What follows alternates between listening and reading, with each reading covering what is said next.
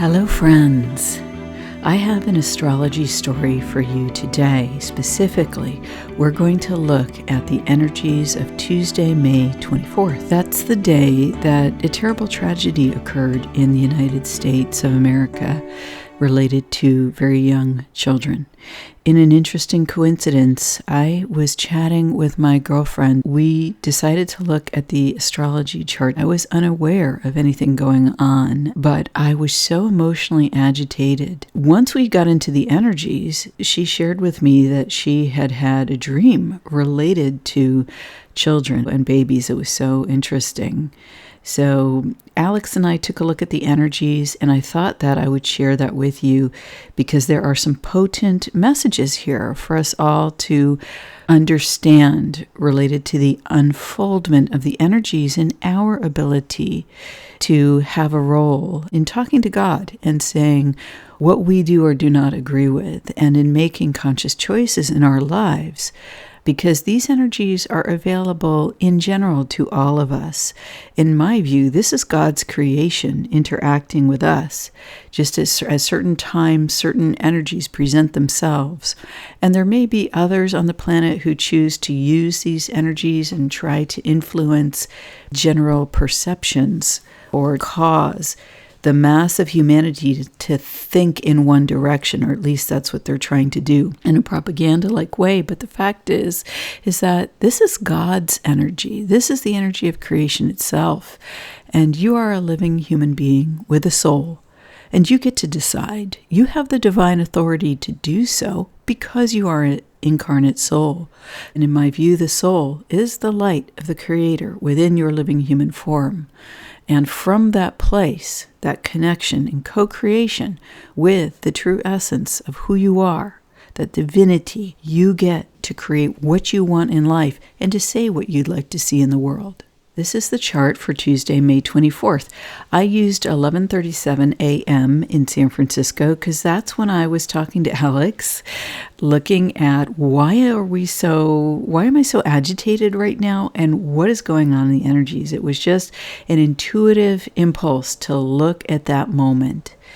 This was either just after or during the events that occurred. It was 1:37 p.m. Central Time.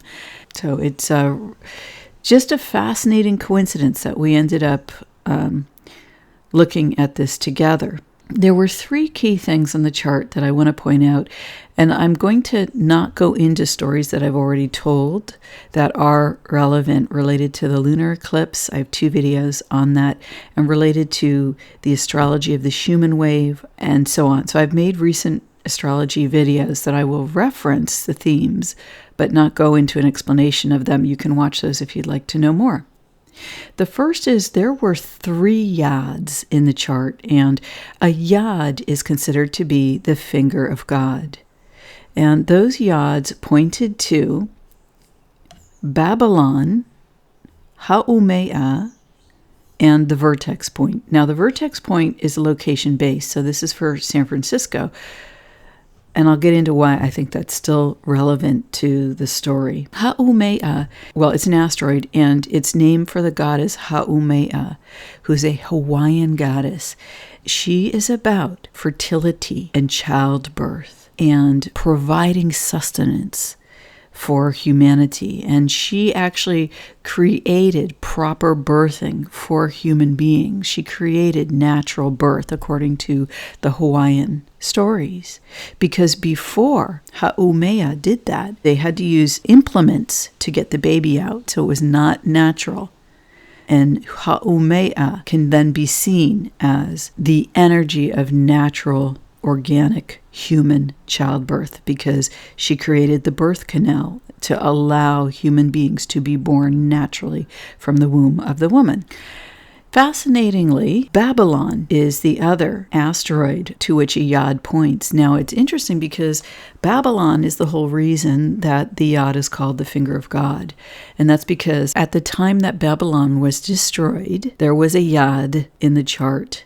And so it was interpreted by astrologers as the finger of God, meaning that this was God's will that Babylon be destroyed in the physical world at that time, millennia ago. Now, we have a yod pointing at Babylon in the chart. Isn't that interesting? At the asteroid. So obviously this asteroid is more recently discovered. So the yod didn't point at Babylon in the chart. It pointed at, I can't remember, it pointed at another planetary body. So I guess it's not relevant for this discussion because I can't find it. But so the whole idea of the yod, meaning this is God's will in this moment, is due to the destruction of Babylon and the interpretation of the yod in the chart. So what that tells us is that divine will is pointing at Babylon, which is retrograde. And I take that as an energetic representation in the moment of what's going on in this time. Okay? And divine will is pointing at Haumea in retrograde.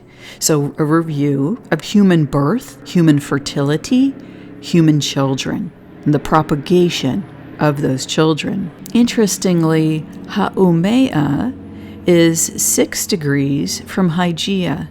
Now, that's wide for an asteroid. However, this is essentially a birth chart. So I think that a 6-degree distance is relevant because of what the energies say as well. Hygeia and Apollo are at the same degree, 4 degrees of Scorpio, and everything's retrograde here in this part of the sky. Hygeia is the asteroid that represents the goddess of health and well-being. That name represents that.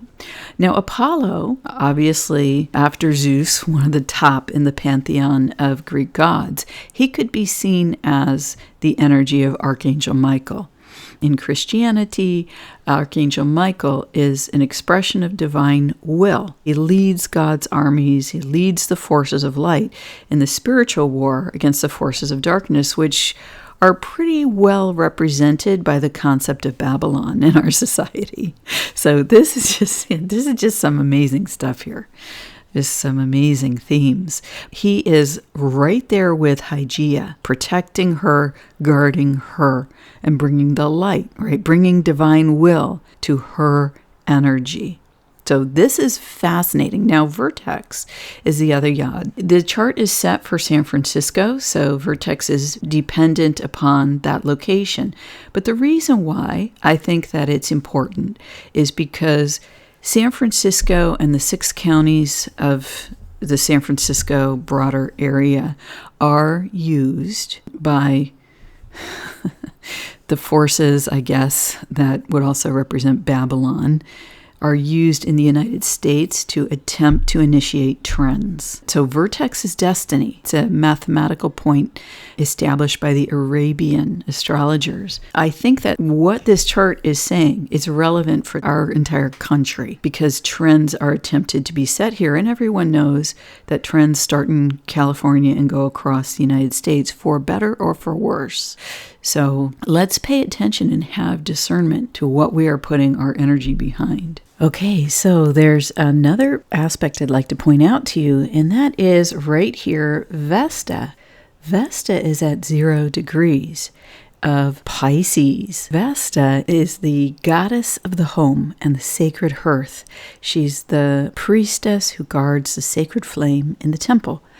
It's really about, in our human lives, home and hearth and the sacredness of these things. Now, during the lunar eclipse, there was a story about Vesta and Saturn that I went through in detail related to putting the home right, the structure of the home for the New Age Aquarius. And apparently, to do that, we're now going to take a deep dive into Piscean themes, which include illusion, disillusion, but also great insight. Vesta at 0 degrees is the most potent aspect that could be considered.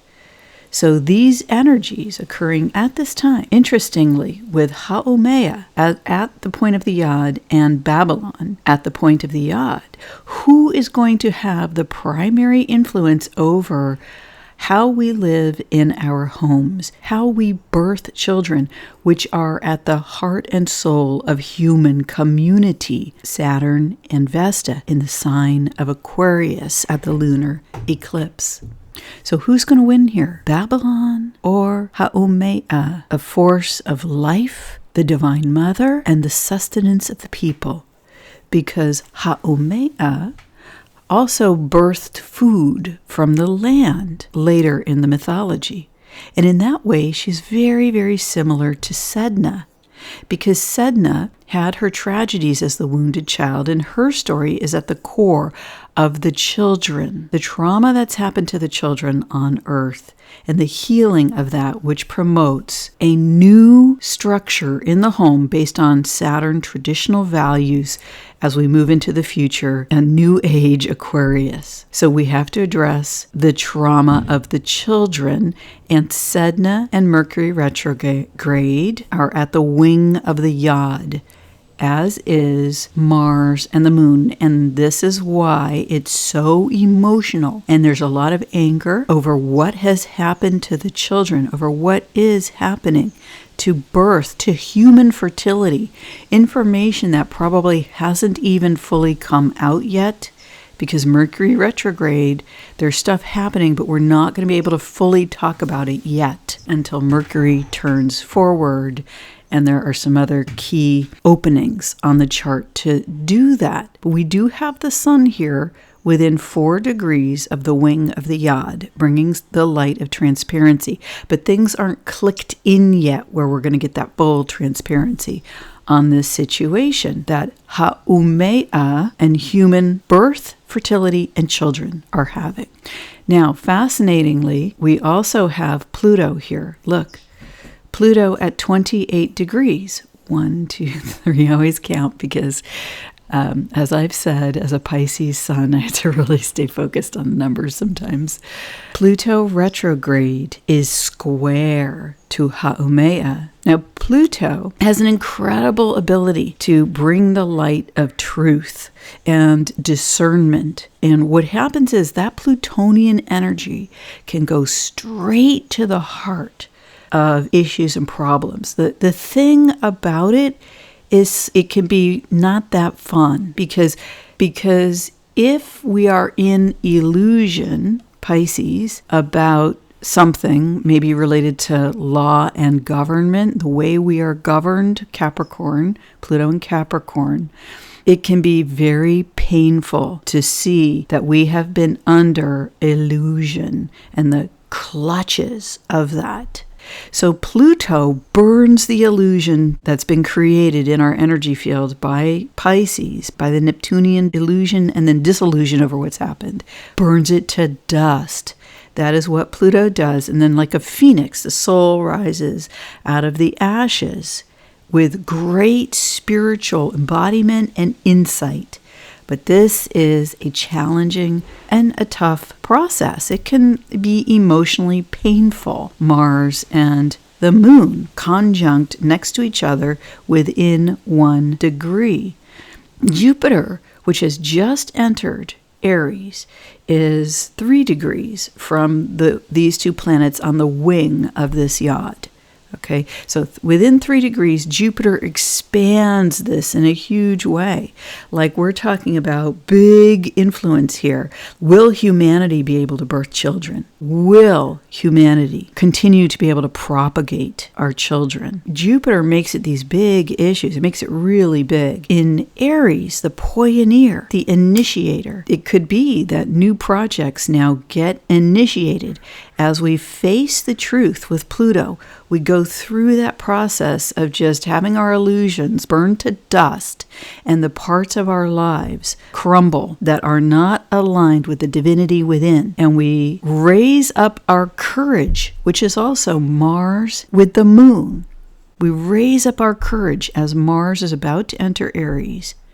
And we proceed forth on big projects that have the backing of Jupiter, that will solve potentially big problems. And look, when you do something at an individual personal level, when you get your house in order, right? Vesta conjunct Saturn at the eclipse in Aquarius. You get your house in order. It means that you have a better foundation for the future when you clean your room, as Jordan Peterson says, and then bring that out to the rest of your life. You think you're just doing it for yourself, but in energy, you create a template. And it's my view that that is experience, that goes into the ethers, and the rest of humanity senses that it's there. And as more and more people do it, it becomes something big. Once Jupiter goes into Taurus, we're going to start winnowing. Okay, what did we initiate? Where's the value? What's working? But now we're at the initiation phase with Jupiter at 2 degrees. So the square here with Pluto and Haumea, it's extremely challenging. They're both retrograde, so they're both moving in the same direction. Here is the way you deal with a square. Here is the antidote and the healing to this square energy. And you can see here, even Apollo and Hygeia, they're in a square with Nike, which is victory, and Metis, which is wise counsel, which completely falls into the theme here, right? They're in a square. Hygeia's in a square with wise counsel, which means that health and wellness, we're not getting Mercury retrograde. We're not getting the information we really need to good, solid decision making, right? Counseling on health and wellness, and it's a square with victory. So to have victory, we need to resolve these issues. The square with Haumea, to solve this with Pluto, it requires the greatest of unconditional love for what is happening here with Haumea and what is happening here with Pluto. That means accepting with unconditional love. And when I say accepting, I don't mean that it's okay for them to happen. We can set boundaries and say, no, I do not consent to this.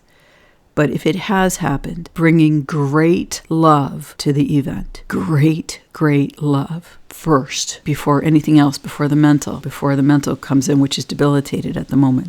So you bring great love to the problems, right, which we are reviewing, related to childbirth and fertility in children. And you bring great love to the crashing of illusions, to what people are and will be going through, are in the moment and will be going through. And it's horrible, it's terrible, and it's awful. And you love anyway. You keep loving. You keep showing up with love. Are there people who are going to be taking action in terms of government, in terms of law enforcement, in terms of the military, in terms of the bigger issues that involve Capricorn themes? Yes. And so you also act in accordance with divine will through you, whatever that happens to be.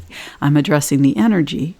And then we all are guided in our individual ways, what actions we take in the living physical world, and as living beings, living human beings in the physical world. Okay, so we addressed Vesta, Hygeia, we addressed the Yods, but I'm going to go back to the energy meetings. Now, here is some information. Oh, wow. The wind is blowing, is picking up in the trees and nature. I feel like they want to carry this message around the world. That's just so amazing. I just had this image. Wow. Okay, so the key degrees here. Number 1, the top 2 key degrees are 28 degrees and 4 degrees. There are multiple planets and asteroids at 28 degrees in this chart. There are multiple planets and asteroids at 4 degrees or near 4 degrees. So if you have key planets in any sign at 4 degrees or 28 degrees, this story is extremely potent for you right now. The second level of key degrees would be 9, 25, and 15. 9 is where Babylon is at, 25 is where Saturn is at, and 15 is where Uranus is at. And we cannot discount Uranus because Uranus is in Taurus, and there have been multiple eclipses and various, moons and everything around these energies. I can't remember it all right now. But Taurus and Uranus, bam, things can change in the physical world in a moment. So you always want to keep an eye on that. Interestingly, the Yod to Babylon at 9 degrees of Libra is formed by the Leviathan at 9 degrees Pisces and within 2 degrees Juno. Now, in my story of the astrology of the Schumann wave, I talked a lot about the astrology of the Leviathan and at the eclipse, Saturn holding back the ancient negative forces upon humanity so that we could surge forward in this time of entering the new age, so that humanity could shift forward of its own accord, no longer at the effect so much of these ancient negative forces. Well, the Leviathan represents the primordial force of chaos, and it's a huge monster that lives in the sea. And Pallas Athena, and I apologize, there's a bunch of noise in the background at the moment, but Pallas Athena is at the other wing of this yod to Babylon, and Pallas Athena is at 10 degrees of Taurus. Pallas Athena is the one that assists heroes. She's the one that looks at individual human beings and sees their potential, rewards them with tools, and then assists them to move forward. So you have her, and then you have Juno, who is the clan mother. Juno's key focus is on how will society progress? How will civilization progress? And this is at a very fundamental level, really a home-focused level, because she is matchmaking people. She's saying, ooh, it'd be great if these guys had children. She's saying, how do we continue the population, and how do we do that in a way that benefits the whole to the highest good? So she is on one side of the yod, and Pallas Athena is on the other. And the forces on the wings of the yod are going direct, and Babylon is going reverse. And what this does is this sets up, I think, a dissonant energy of potential breakage, because when you have two vibrations going on and they're dissonant, eventually one of them may cause the dissolution of the other. Very much like how Pluto causes the dissolution of that which is not in pure alignment with the soul. And Pallas Athena especially gives the heroes the tools to defeat the monsters. And where do the monsters live? The monsters and the monstrous behavior lived in Babylon. And so Juno is here moderating the force of the Leviathan, which is at the basis of the energy in Babylon, as is Pallas Athena. So this is a very uncomfortable yod, as is the one with Haumea, but it implies breakage. It implies structures falling, because the two aspects of the yod, the point and the wings, are going in different directions. And that's the same with Haumea, although Mercury is retrograde, so that's in the same direction. So we already talked about the challenges of all of that energy. Now, I want to show you something else and talk to you about the energy of Haumea. It's interesting because the morning that Alex and I looked at this chart, essentially what happened is I was outside meditating with the earth.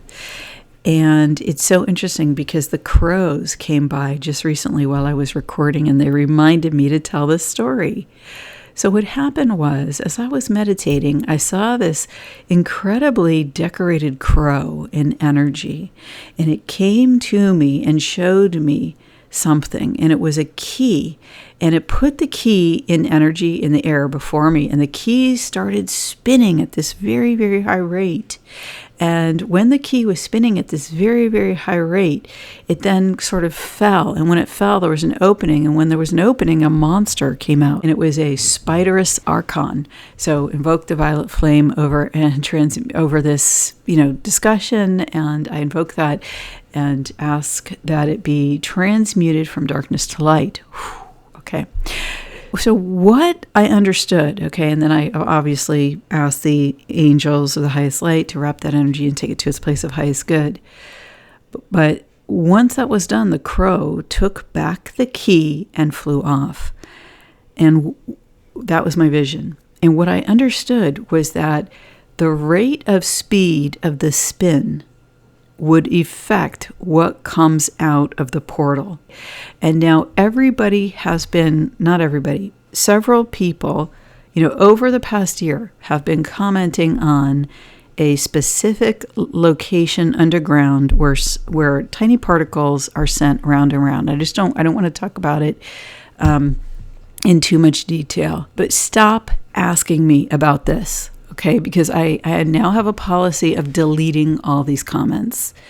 And the reason why is because I do not think it's a factor in the Schumann, number one. Number two, the only way it could be made to be a factor is if human beings are invited to imagine it as a factor and what it could produce.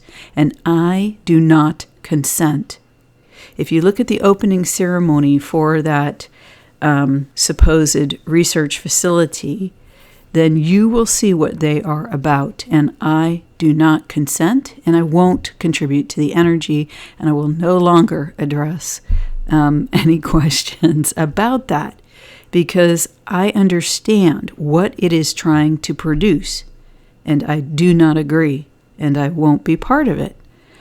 And so this is the fascinating thing. As I was researching Haumea, what I learned was that it's the fastest spinning object, asteroid, in the solar system, according to the research I studied.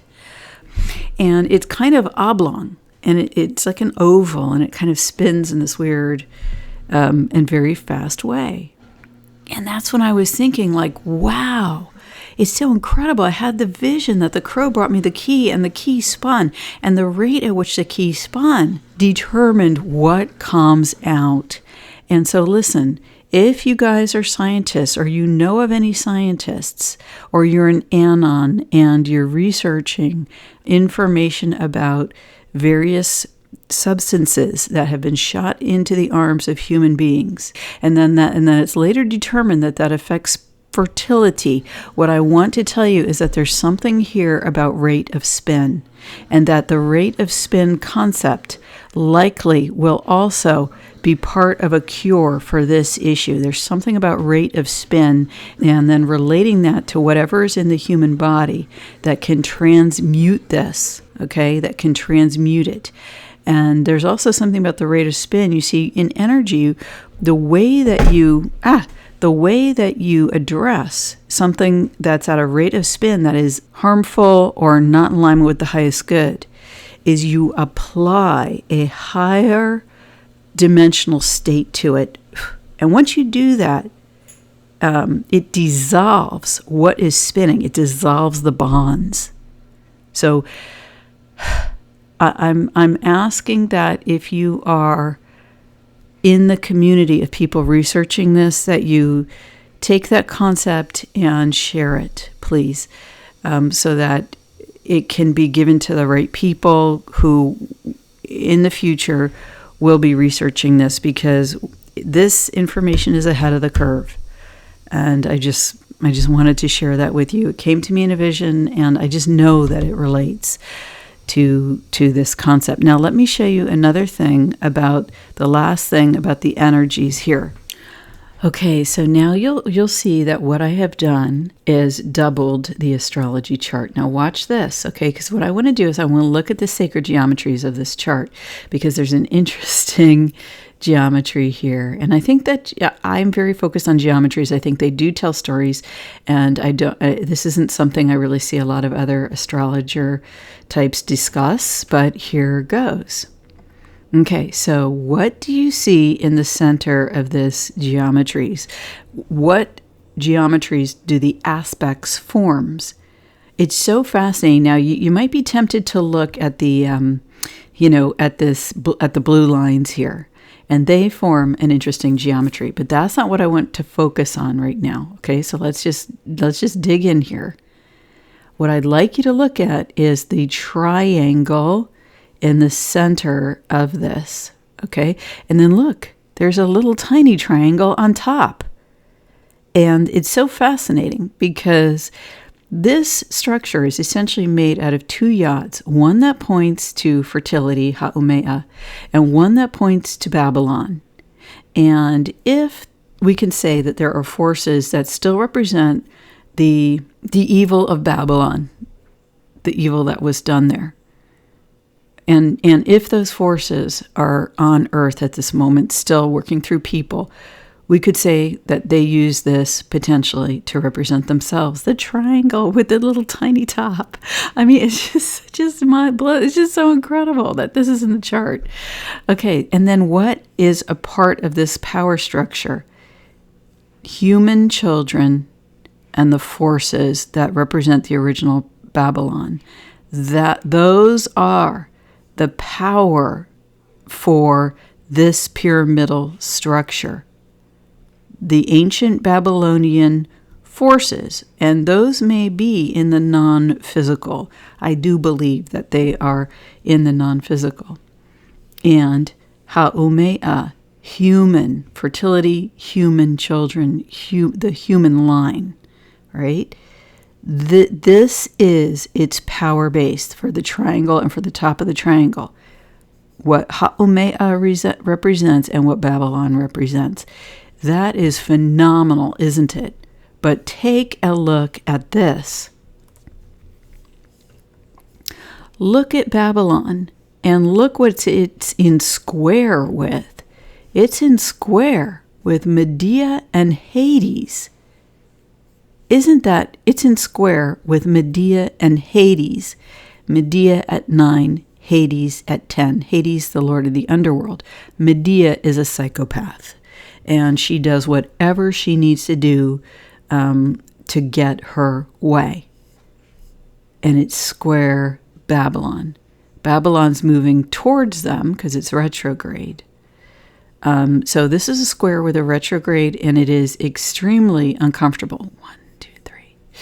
Yep, square confirmed. Now, in my last video, I described in the video of the goddesses at the lunar eclipse, I described what was going on here between Ceres, Lilith, and Medea, and how Lilith was standing in the home, okay, and that she had chosen to protect the human children in the human home because of the story of Sedna. So that was in my goddess video. The thing about Lilith is that she understands the non-physical and how to protect in the non-physical.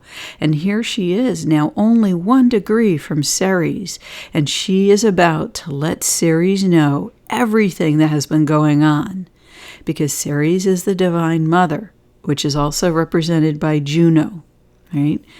And so Ceres controls the seasons of the earth, and as the divine mother, ultimately, the seasons of life. And Lilith calls to her and says, Mom, you've got to do something. You've got to help us. And you've got to do something about Medea and her psychopathic ways, because they are hurting and harming the children. Okay, Sedna. And in fact, ultimately, Haumea in the quincunx with Sedna. All right, so Ceres is applying here. So she's learning this information, and then she's going to take action. But at the same time, I found it so interesting because I kind of felt like Hades and Medea would be in league with each other. I mean, it just kind of makes sense, doesn't it? But the weird thing is, you would think that they would be in league with Babylon, but now they are square.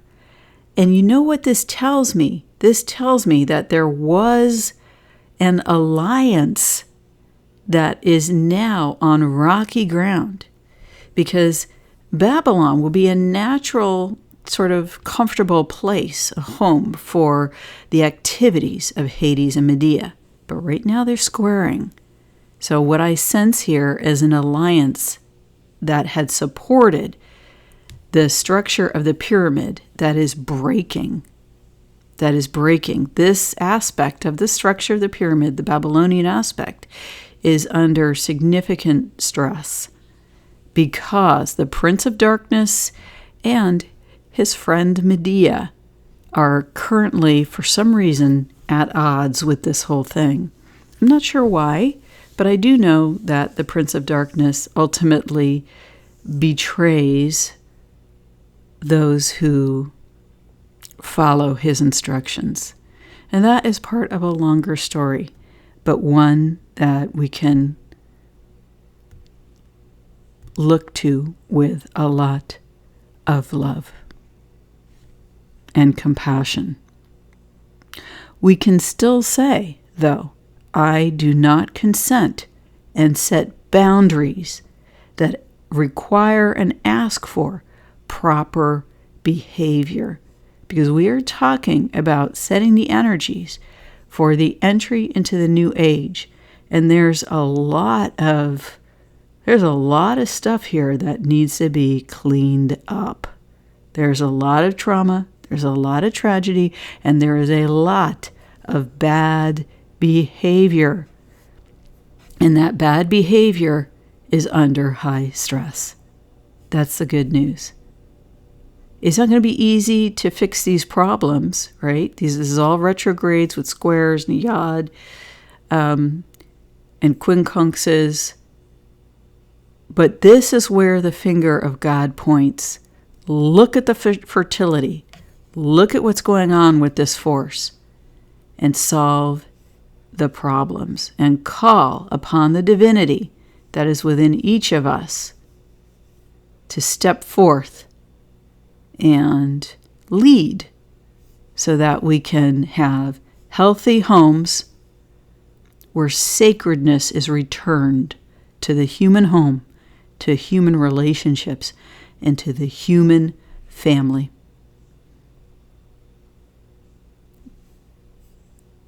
This will settle our emotional state, allow us to create in alignment with the highest good, and assist us in handling the information that the light of transparency brings to the problems and the suffering and the trauma of the children and of humanity in general.